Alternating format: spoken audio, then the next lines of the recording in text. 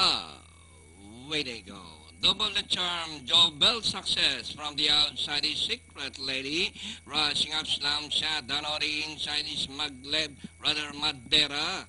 Nearing the last 500, double the charm, Joe Bell success.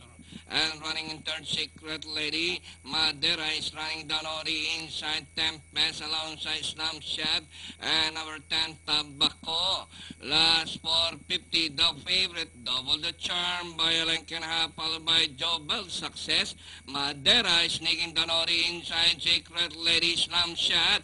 And in the last 250 meters more to run, the favorite, double the charm by some 3 lengths now. Joe Bell's success, Madera and Slam Shot. And during the last 50 meters, it's all entry number 1, the favorite. Double the charm. Second, Jovel success, slam shot, Madera. And for your Fenta Fecta close between Storm and yes, Joey.